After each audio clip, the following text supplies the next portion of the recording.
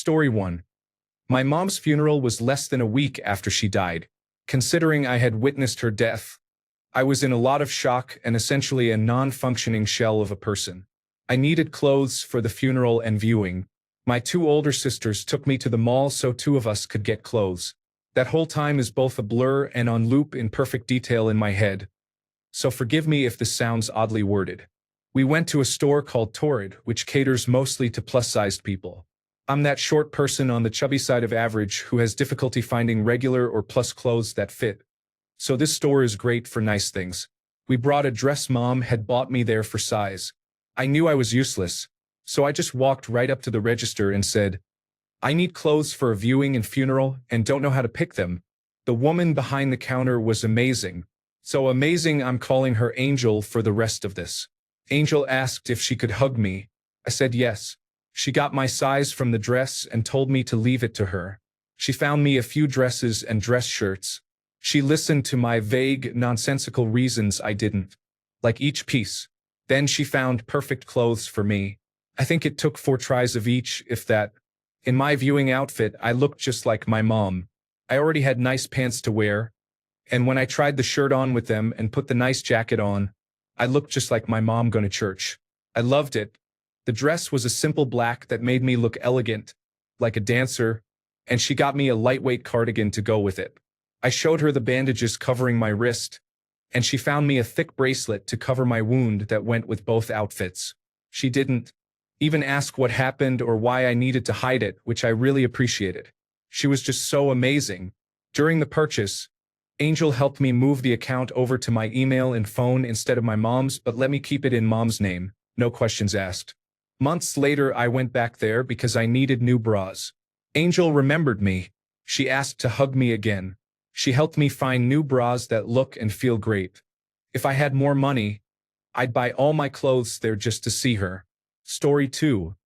My dad was dying after weeks in hospital. I had not been eating and had lost a lot of weight. A staff nurse called and stopped me on my way into the unit. She took me into the office, made me tea and toast, and just sat with me. She let me cry. This was years ago, and I was a newly qualified nurse. That tea and toast was paid forward hundreds of times, and was in the liver ward at Bolton Hospital. She was the most compassionate person I have ever met. Story 3.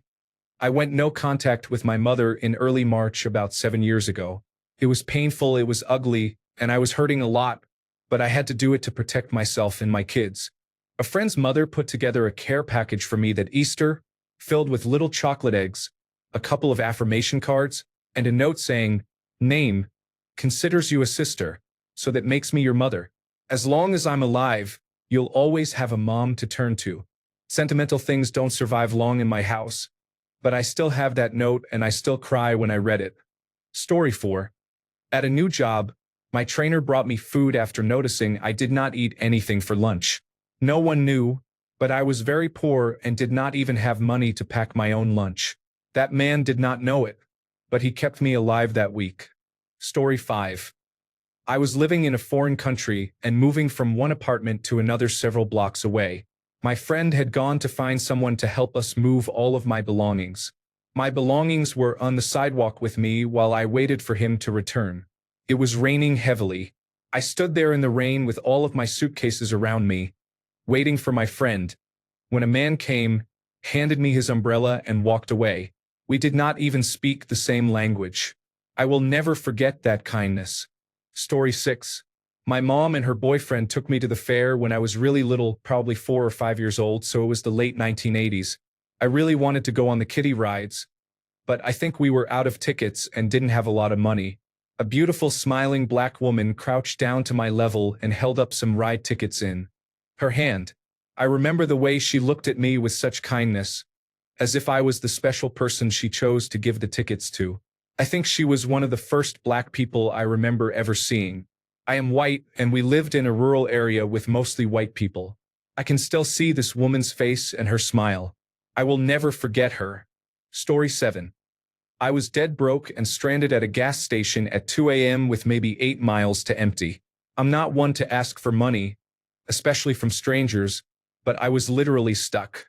It was so embarrassing because the first two people automatically brushed me off, assuming I was a dopehead or something. Luckily, there was one guy who was kind enough to give me $5 and saved my life, just enough to get me home. I had never been more grateful for anything. I will never forget this very kind stranger in Covington, Georgia. He will never know how much I revere him, so I try to pay it forward to others whenever I can. Story 8. I hated my life. I did okay in school, but because of their poor classification setting and lack of enough teachers, I left with C grades in everything. I was also told by a careers advisor that I would never work with animals and to stop daydreaming. Just finish school, go into a trade, and settle down, which I did for 4 years. I didn't realize at the time I was in a deep depression. My routine was just wake up, get to work, paint, finish work, train for an hour, and sleep. I was also introverted, so I was not social at all, always listening to others and never contributing. Then after 4 years, I was taken on to work solo in a house conversion. I was with 2 builders, both well into their 50s. One lunch break, instead of ignoring the quiet kid, they started chatting to me and actually asking me questions. I told them about school and what I wanted to do versus what I ended up doing. One of them just said to me, "Forget them. Why don't you just go do it?" It was like a light bulb turned on. I phoned around, got a college spot away from home to redo my general certificate of secondary education, do advanced level qualifications, and complete an animal-based qualification. I saved for 12 months, moved, and did that. Then I earned my undergraduate degree, then my postgraduate degree, and ended up in parasitology and pharmaceutical work for a while. 9 words was all it took. Story 9. I remember one time when it was pouring rain, and I was scrambling to find my umbrella. A person I did not even know just handed me theirs, saying, "Here, take it. I am going home anyway." It was such a small thing, but it totally made my day. Story 10. It was a busy holiday season, and I was working in a library. I was talking to an older lady about not having baked any holiday goodies yet, and she said she just did not bother anymore. The next day, I looked up, and there she was with a plate of cookies. She said she got to thinking that not everyone had the time for baking, and she did not want to be selfish. So sweet. Story 11. I was sitting alone at a shopping center, feeling very lonely when suddenly a child sat next to me and gave me a candy. I told him that I did not really need it and he should eat it himself, but he just told me to eat it or give it to someone as he did. After that, he left with his mother. That really brightened my day. Story 12. My mom was hospitalized for 2 months due to coronavirus disease. The day she was admitted was my final written exams. I was a nervous wreck. I didn't make it. I had to do a refresher course. It was my first time failing in academics. I took it hard, really hard, to the point that I decided to end my life. But I couldn't. My brother had coronavirus disease too, so he had to stay at home for 2 weeks. I had to accompany my mother while she was confined. I couldn't rely on anyone else but myself. Overnight, I had to grow up. I had to push down and lock up all my emotions. I couldn't break down and cry when everyone was relying on me. As I was a medical student, I easily understood what the doctors were saying. The medical doctors attending to my mom knew I was a medical student, but they didn't know I was going through a refresher course. Everyone was kind to us, especially the attending resident. He would frequently drop by, teach me a thing or two when time permitted, and sometimes crack jokes with us. On our 6th week at the hospital, I had to take my refresher final exams, but I didn't know how because doctors came and went for patient rounds, and I couldn't talk to them during the online exam. My mother relayed this to one of the consultants. She then ordered nurses to put a sign on our private room the next day stating that I would be taking my exams and no doctor could come in. She also advised me to lock the door until the exams were over. And I did. Passed the exams. The next morning, the attending resident came in, asked how my mom was feeling and how I did. I said I passed. He came back again in the afternoon with one of the consultants who also knew I took my exams. She too asked how I did. Before I could answer, the attending resident proudly told the consultant that I passed with flying colors. I had been bottling up my emotions for so long that I couldn't properly grieve for myself, but upon hearing how proud he was of me, despite not knowing what was really going on with me. Tears welled up in my eyes. Despite what I had been going through, someone was still proud of me. I will never forget the medical team who helped, not only to heal my mother but also to help me take my final exam peacefully. On the day of our discharge, I decided to give each of them a flower. I gave him a sunflower, as he really became a shining light during the darkest and lowest point in my life. Unknown to him, I silently made a promise that I would hold on for as long as I could. 2.5 years later, I'm still here. Story 13. My wife and I landed in Ciampino, Italy, for the first time. There was a huge thunderstorm and heavy rain. An Italian man came over, welcomed us to his country, and walked us to our taxi under the cover of his umbrella while letting himself get soaked. Story 14. Once, while I was walking home from school, the road I normally took was blocked by a local festival. I couldn't bring myself to climb over the barricades because I was worried I would get in trouble. The only way across was by train. I checked my wallet and found I was short by $1. So, I swallowed my pride and asked a person who had just gotten change at the gas station if I could have $1. He gave it to me without any questions. That was probably the nicest thing a stranger has done for me. I got home much later than planned, and my mother sent out a search party looking for me. At least I got home safely because of that one kind man. Story 15. I have never forgotten this moment, and I wish I could somehow reconnect with this person.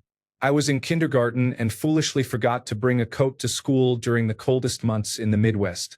The bell rang for recess, and I remember shivering profusely on the jungle gym. I know it was my fault, but here is the thing.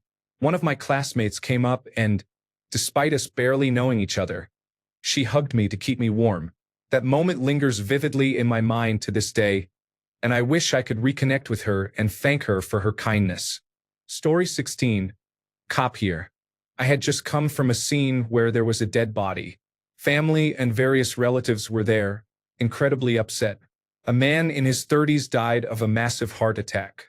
Afterwards, I went to a burger joint, and when I walked in, the cashier asked, "How's it going, boss?"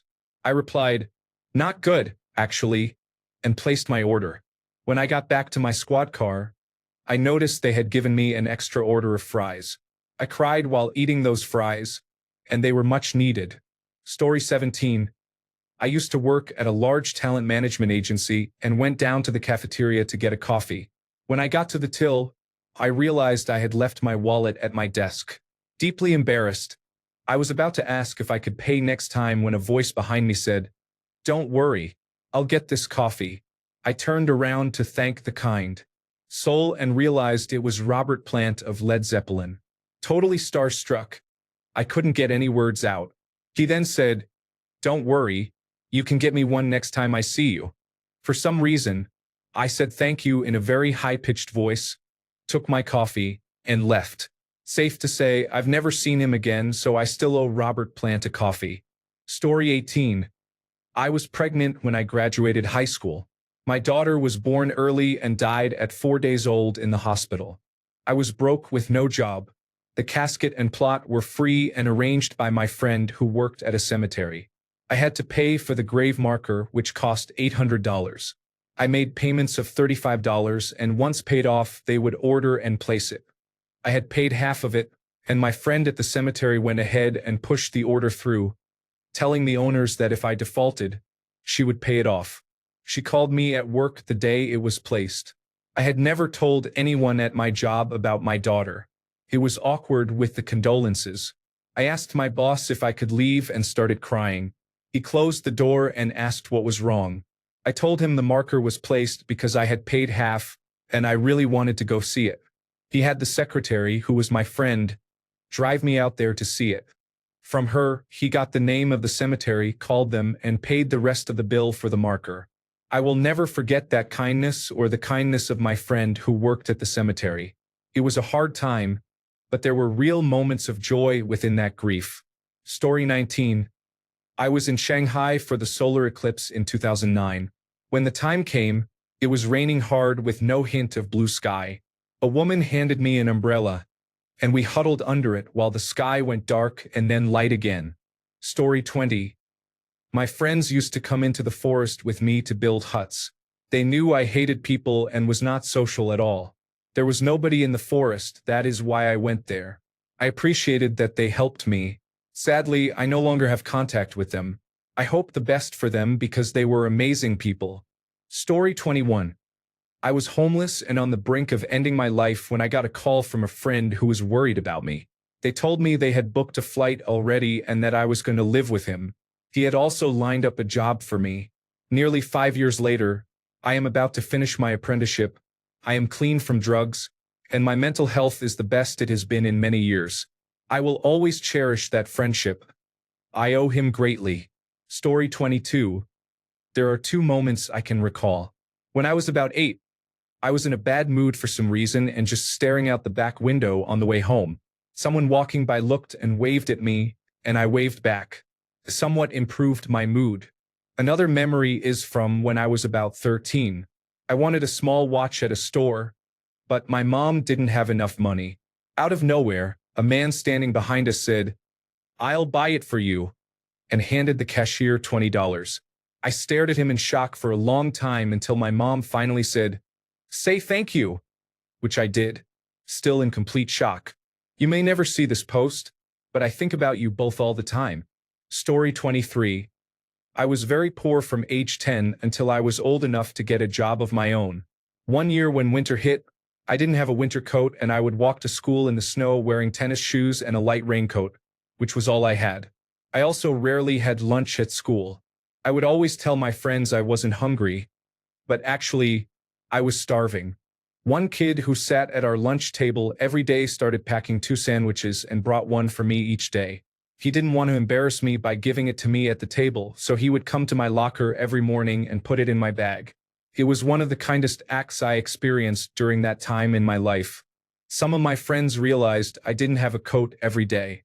They saved allowance money they received from their parents over a few weeks, pooled it together, and bought me a winter coat.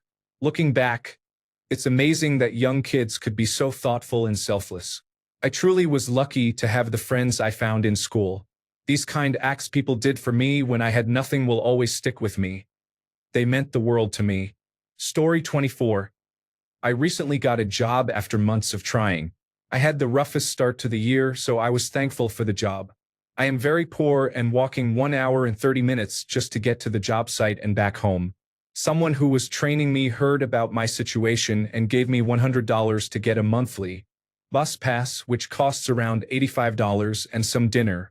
I am extremely grateful, and they did not even want me to pay them back, just to pay it forward, which I will. I am so happy there is still kindness out there. This really made my life easier. Now I can take the bus and not worry about making it to work. Story 25.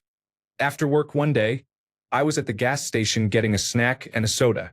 A guy in front of me was looking me up and down. He asked what I did for work. I was dirty and my clothes looked ragged. I said I'm mostly a welder at a waste management company. He said, "Put your stuff up here with mine." I chuckled and said no way, but he insisted. So I did. He bought me about $7 worth of junk food. I asked him why he wanted to do that. He just smiled and said, "Man, people like you make the world go round," and walked off. I hollered thanks and he waved and went to his car. I was absolutely blown away by his kindness. I immediately called my girlfriend to tell her I was in awe. Working for a waste management company, you'd think it's a thankless job. But you'd be surprised how many people go out of their way to say thank you and do nice things to show their appreciation. People leave out snacks, walk up to our trucks just to say thanks, give us coffee on cold mornings and water on hot days. Little things like that. There are a lot of good people in the world. It's just about finding them. Story 26. When my dad was in a really bad condition last December and all the money went straight to doctors and medicine, one of his friends provided us with food. He just wanted to help us, and that helped us a lot because money was very tight. Even now, as my dad is still recovering, that friend continues to help because he knows the finances are tight. I cried when he said, "Forget about it. He is my friend. It is the least I could do. That man is an angel." Story 27. I saw a group of men lift an elderly woman in her electric wheelchair and carry it across a flooded road, soaking their feet. It was a small act for them, but it probably meant the world to her. Story 28. I was working for free at my first job because it was the only way I could get experience. After about 3 months, the accountant asked me why I did not take lunch breaks. I explained that I spent all my spare money on train fares to get to and from work, so I could not afford food. Shortly after that, I received my first very meager wage. I then paid my flatmate for about 3 months of rent. Story 29. My husband and I chose the Riviera Maya for our honeymoon. We worked second jobs, scrimped, and saved. We were so excited as we had never been on an all-inclusive vacation before. We were there less than 24 hours before our families frantically called us to come home because Hurricane Wilma was going to hit the following day. It had intensified to a Category 5 hurricane. This was about 6 weeks after Hurricane Katrina hit New Orleans, so the images were fresh in everyone's minds. Our options were to stay and hope it would not be as bad as the news reported, or leave the resort and try to get plane tickets to leave the storm area. We decided to leave. The Cancun airport was absolute chaos, but we flew to Mexico City on the second to last flight out before the airport grounded all planes in preparation for the storm. Those 2 tickets cost double the price of the entire trip. This was before hurricane insurance existed for trips like that.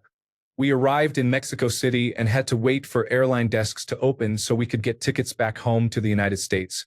By that point, we had been up for 24 hours, so we were exhausted, still tense from the previous night's scramble, hungry, and depressed that we paid 3 times the amount for a trip that lasted only 24 hours. We talked to another couple who coincidentally had been at the same resort and ended up on the same plane. They had been to Mexico many times before. We told them this was our first trip and our honeymoon. I choked back tears as they showed us pictures from their trip, which was only cut short by 1 day. The couple noticed I was upset, exchanged a look, opened their luggage, and handed us a blue woven blanket they had purchased as a souvenir. We declined at first, but they insisted they had plenty of other souvenirs and that we should have something to remember our honeymoon. We still have that blanket folded up with others for movie nights. I have always wished we had gotten their contact information so we could send them a proper thank you and maybe something from our hometown. Instead, we try to pay it forward with kindness and generosity when we can. Story 30. When I was first transitioning to male, I was picked on a lot by my coworkers. Everyone made fun of me and often tried to mess up my facial hair, which was just makeup. One day, my manager heard about this and made a point of walking up to me in the break room. He said, "Dean, my man," and started talking to me like I was just one of the guys in front of my mean coworkers. To this day, nearly 13 years later, I remember Ken doing this for me, and it makes me smile. Story 31. Someone gave me a thumbs up after I gave them a thumbs up, and that was when I realized that all men are part of this brotherhood where we do not need to speak but completely understand each other. Story 32. A man offered me his coat once while I was waiting for the bus because I was cold. I was wearing a shirt and jeans, and winter had just started. I didn't take it but have never forgotten the gesture. Story 33. I was 50 cents short for the Kentucky Fried Chicken menu, and the customer behind me paid it for me. I am extremely grateful. Story 34. I left my wallet in a phone booth in Edinburgh when I was a young backpacker, and someone put up a note with their contact details so they could return it to me. Story 35. At the time, I'm 25 years old and I have a flat tire. I'm fit at this age and look at. A man pulls up at dusk. I can see he looks rough, unkempt, wearing a singlet, tattoos, stubble, all the usual. He offers to change the tire. I politely decline and say I've got it. I make sure to look noticeably strong, thinking he could take me. Being cautious, he insists. I decline again. He grabs the tire iron from my hand. I square up. He looks sad, and as he begins to speak, I start to notice many scars on his arms. He says softly, "I just need to do a good deed today. Can I please change your tire?" He changes my tire, rejects my offer to pay him, and I wish him well. I don't disagree with my instincts. The next person might actually try to jump me, but I will never forget him. Story 36. As a man, whenever someone compliments me, it is always awesome and makes my day. Whether it is, "You smell good," "What is your cologne?"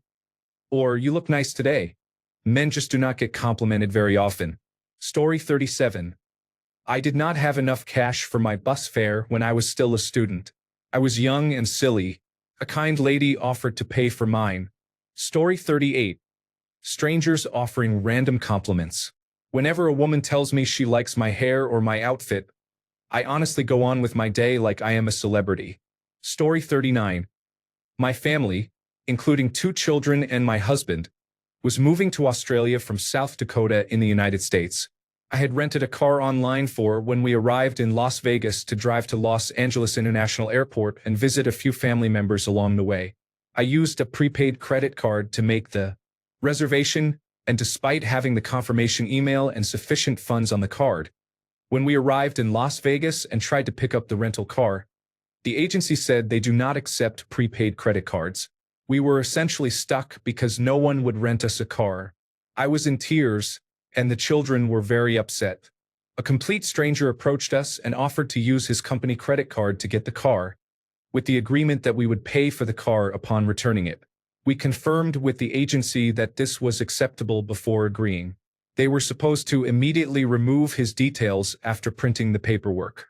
When we arrived at Los Angeles International Airport to return the car, they refused to accept payment from me in any form. I tried using my prepaid card and cash, but they insisted on charging the credit card belonging to the gentleman who helped us.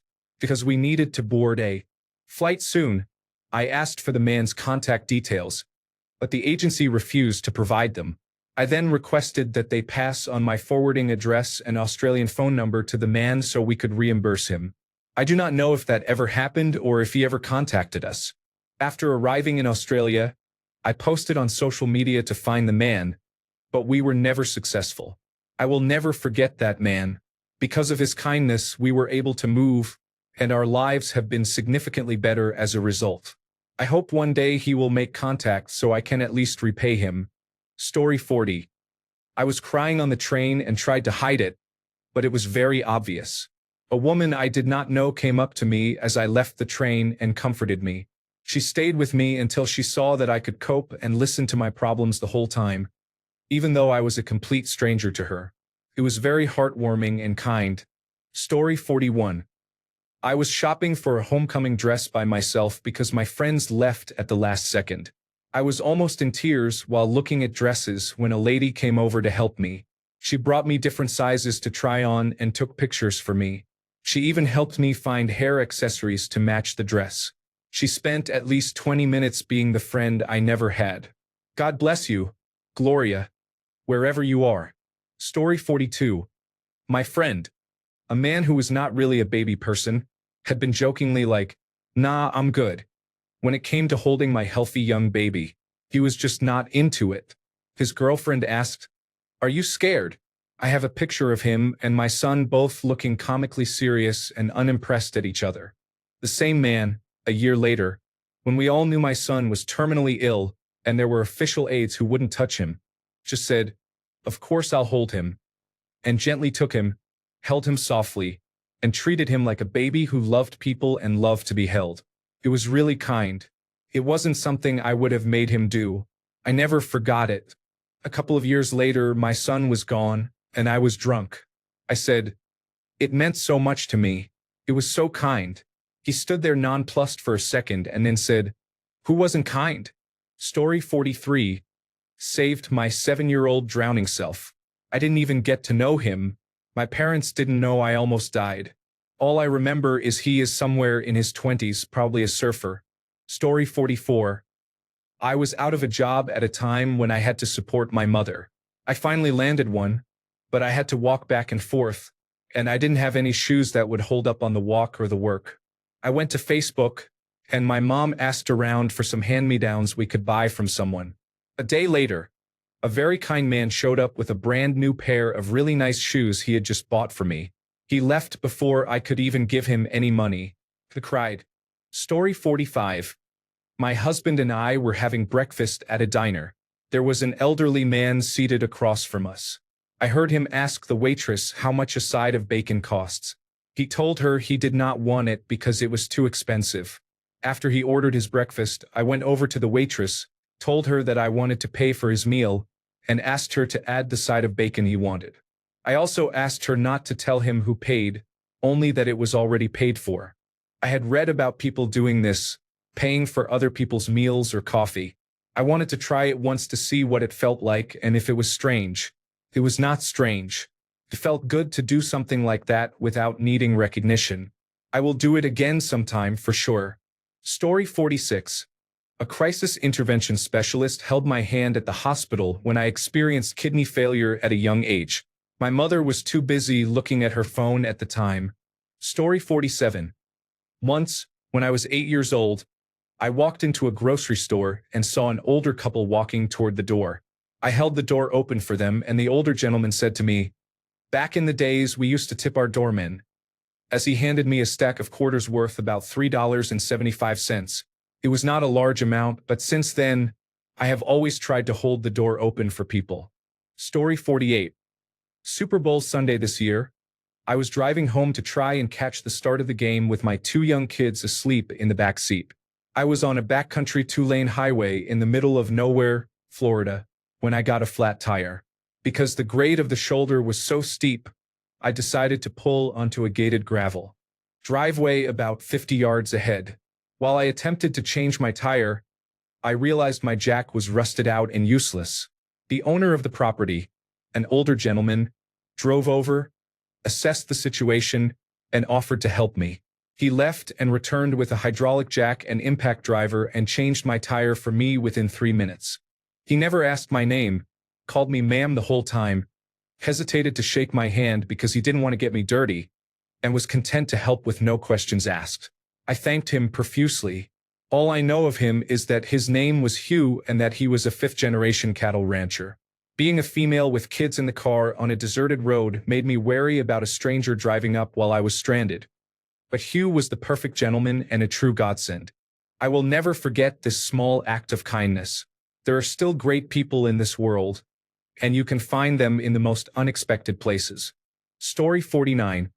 I had a taxi driver take me to the airport after an unpaid internship in an expensive city when I did not have enough money for the fare. I literally could not carry all my bags on public transportation, and the driver saw me struggling on the sidewalk. He stopped and asked if I needed a ride, and I told him I did not have enough money. He said not to worry about it. The same summer, my boss at my paid night job brought me leftovers multiple times because I was just eating peanut butter with saltines I took from my workplace cafeteria. Kind people helped me when I really needed it. Story 50. Gifted me Minecraft Java Edition. Prior to this, I did not see what was so fun about the game. After she gave it to me as a gift, I have spent many hours on that game. Story 51. A customer, unable to do anything else, gave me a stick of gum. I will never forget it. It was September 11th. I had driven to work, listening to the terrible news on the radio, which I initially thought was a bit by the DJ and rather tasteless. I was shocked and scared because I live about a half hour from Dallas Fort Worth International Airport, and there is a World Trade Center in Dallas where I had my high school prom. I kept thinking, are we next? Are they going to come for us next? I was anxious all day. The televisions at work where I worked at Target were on the other side of the store, and the department manager would not allow them to be tuned to the news. Unless a customer came in, I had no way of knowing what was happening. The only news I had all day, aside from what I heard on the way to work, was from my mother. She reassured me that her longtime friend's son, who was my babysitter as a child and worked as a chef in Manhattan, was okay. I remember our front-end manager denied that anything serious had happened and refused to let me use one of the battery-powered weather radios kept in the back to listen quietly at my register. The store was almost empty most of the day. At one point, around the time we had a rush when the mall across the street closed at noon, a customer came to my register with a few items. I was clearly anxious and scared, and she asked if there was anything she could do. I asked if there was any more news, if anything else major had happened. She said both towers had fallen, but that was all she had heard. I was nearly in tears, extremely upset, and she offered me a piece of gum because she could not do anything else for me. It was one of the kindest things anyone has ever done, in my opinion, and I will never forget her for it. Story 52. Many acts of kindness occurred while I was on the streets of Marseille in 2022. One of the nicest was a man giving me his shirt when all my belongings had been stolen and I was nearly half naked. Story 53. We are talking about 30 years ago now, but my homestead was on a main road in Upper Hutt, New Zealand. Because it was a main road, there wasn't much of a community feel, but everyone knew everyone, and ours was the only house with kids, so they all knew us.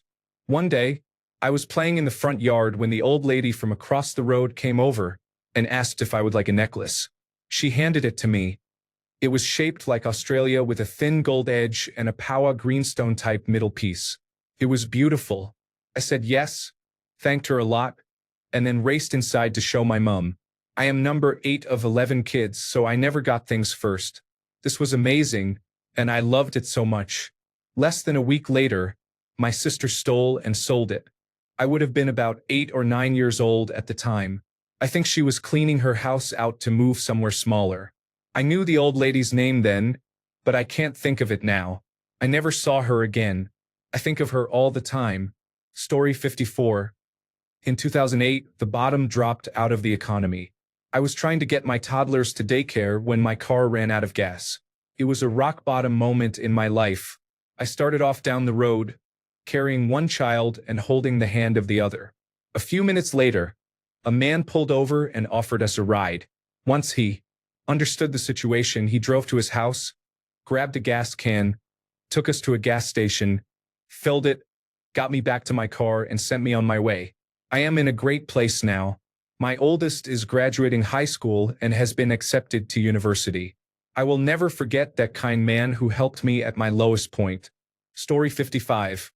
When I was a teenager, I was working 35 hours a week and trying to maintain school. Not very well. My mom was a single mother addicted to opiates, and I had 2 younger siblings. Being the oldest, I paid for groceries once our food stamps ran out, on top of my car payment, insurance, and cell phone. I went on a grocery run one day and only got our essentials because I couldn't afford much. At the register, I realized I was about $10 over my budget, so I put mayonnaise, bread, and butter back, feeling really embarrassed. A sweet elderly woman next in line said, "Put those items back on the belt for her. I'll pay the difference." I looked at her and started crying. I told her, "Thank you so much, you really didn't have to." She winked and said, "You can't go without your mayonnaise." Little did she know we would be eating sandwiches for dinner for the next week. I will never forget her for that. Story 56. A few weeks after I got hired, I had an awful day at work and was screamed at by my manager for a mistake I made in front of all my coworkers and customers. I was trying to hold back tears and silently kept doing my job. Everyone I was working with was goofing off and not doing their jobs. I looked up a few minutes later over a half wall that divides our area from the lobby, and a man, maybe in his mid-20s, looked at me and mouthed, "Thank you." I just nodded, but that man literally helped me so much. It gave me the strength to go back the next day and talk to my manager. I ended up staying there for 8 months but quit last Sunday. Story 57. I was vomiting in a bar bathroom around 3 a.m. when some drunk girls stumbled into the men's room. One was disgusted, but the other seemed to be a nurse or just a genuinely decent person. I was overly intoxicated in the bar bathroom at closing time, and this girl ended her night to get me a wet washcloth and stayed with me until I was coherent again. The bartender got me a cab home, but that girl, that moment, that was the kindness of strangers I didn't know existed in this world. I never saw her face or caught her name. I'm sure she helped many more people than me. Still, I owe her a sincere thanks for restoring my hope in humanity. Story 58. My primary school teacher was a large former rugby player who terrified everyone in my class. I had severe panic attacks as a child, and most people, including my family, ignored my need for help. He would always take me out of class and silently sit with me until I had calmed down. Story 59. Gave me a plastic bag. Longer story. I was in an abusive marriage and was beginning to realize that things were bad. I had my arm in a plaster cast, so I needed to keep it from getting wet. At the time, I was studying and went to a place about 1 kilometer from the train station. I used to walk there every day, but that day it was raining heavily. I asked my then husband to drive me to my course. He refused because his mother, who had a car and could drive, asked him to take the dog to the veterinarian. She could have taken the dog herself but was too lazy to do so, so he drove me to the train station to go to my course. When I arrived at my destination, the rain was pouring. I couldn't protect my cast from getting wet, so I went into a store and asked for a plastic bag. They gave me one, and I realized that a stranger who didn't know me showed me more compassion and respect than my own husband. Story 60. I was really struggling when I had no money for food in a country where I did not speak the language. A Reddit user sent me €60 to feed myself and the cats. It was not much, but it meant everything to me because I could eat. Story 61. My engine leaked oil and seized. I towed it to my dealer and he asked if I had my last oil change there. I did not. I went to Jiffy Lube because the oil cap was not screwed on properly. Unfortunately, the warranty did not cover it. I do not know what he did or said, but he got my repair covered, including a new engine. I bought him a nice bottle of scotch. Neither of us ever mentioned the repair. Story 62. We were involved in a significant car accident when I was a child. Our car was T-boned at an intersection. Both my parents were ultimately okay but were taken to the hospital by ambulance for evaluation. The children were all fine. A woman who worked at a nearby store gave us sodas and stayed with us while the police and ambulance attended to my parents and until my grandparents arrived to pick us up. She has probably long forgotten this, but I still remember it more than 30 years later. Story 63. I ran out of gas late at night in a bad area. I realized that I did not have my wallet and needed to call my husband. I was at the counter of a gas station convenience store, asking to use their phone. As I began the call, a construction worker standing in line handed me a $20 bill and said, "Get home safely." I did, and I paid it forward. Story 64. I am a guest service agent at a hotel. A guest gave me flowers because he felt that I brought him joy. I feel blessed. Story 65.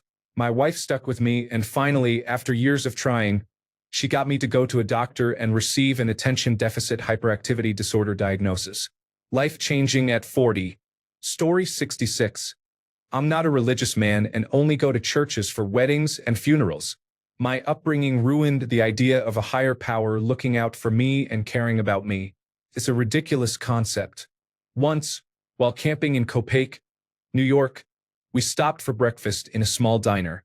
A biker walked by our table, saw that we had 3 young children, 5, 2, and a few months old, and made a funny joke about, "Brother, you gotta get a TV," meaning to keep off my wife. We had a good laugh, and then he said he was just kidding and told me I have a beautiful family to be proud of. He said he was going to pray for us.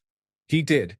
This massive leather-bound biker with tattoos stood inside the diner and said a prayer for my family. It was so touching. Despite my problems with religion, it moved me deeply. It was a beautiful moment with some salt of the earth people in the middle of nowhere. Story 67. This happened way back, after returning to work following a long hospitalization and electroconvulsive therapy in 2008.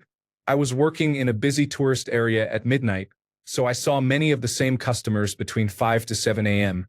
A not regular customer was yelling and screaming at a coworker and me.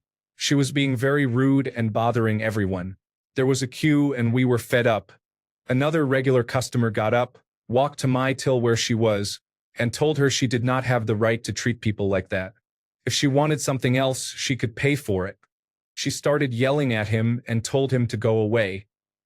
He did not back down and called her a miserable person and told her to learn some manners. She yelled at him and he simply replied. Everyone was staring at her. She quickly left. So he did not pay for his breakfast. I thanked him loudly enough for everyone to hear. A few customers asked if I was okay. And I was. It was the chaotic good thing to do. Not necessarily the nicest or most proper, but it was pretty awesome. Chaotic good is often the best kind of good. Story 68. When I was a kid, we were on a trip to the big city, and on the way home, The car died just as we were about to get onto the highway. My mother was driving and opened the hood, but couldn't figure out what the issue was. Even though she was familiar with cars, a man stopped, took a look, disassembled some parts, wiggled some components, put it back together, and told her to try again. The car started, and we made it home without any problems. Now I stop on the side of the road for anyone who is stuck, needs help changing a flat tire, or requires gas. I drive an electric car but still carry a gas can with me wherever I go, just in case someone needs it. Story 69. I grew up very poor in a big city in the 1960s, living in housing projects and using food stamps. My best friend at the time had an 8th birthday. His mom saved enough to take us, me, him, and his 2 sisters, downtown to a movie. It was a very big deal. We rode the bus, only to find out the movie was no longer playing and had been replaced with a movie not appropriate for kids. Very disappointed, she tried to placate us with burgers and fries nearby. However, the money for the movie was only enough to cover 2 meals, which she wanted us to share. Mom wasn't going to eat at all. Being foolish kids, we were not happy about sharing. We all complained, with my friend crying over a ruined birthday. Suddenly, a man appeared at the table and put a $20 bill down, telling her to please buy each of us, including Mom, a meal. He said he had been very fortunate and wanted to help someone else. He walked out before she could say no. The mom insisted on leaving all the leftover extra money, hers and the man's, as a tip because God blessed us, so it's important for us to bless someone else. I'm not religious and don't believe a God pulls the strings, but I have always remembered that incident. As an adult, I have been very fortunate. Money isn't a big worry anymore. I have paid for meals for others who appear to be struggling. I am retired now, but volunteer sometimes at a theater and get tips occasionally from elderly people whom I help with wheelchair access to the theater. That tip money I never spend on myself. I leave it as extra for waitstaff at a restaurant or for cleaning staff at hotels. Story 70. 5 years ago, I was going on a date with a girl I had been talking to for a while. It was in another city, and I didn't have a car, so I took the bus. The bus didn't even go there. It just passed by the city. I met her, and we had a wonderful day.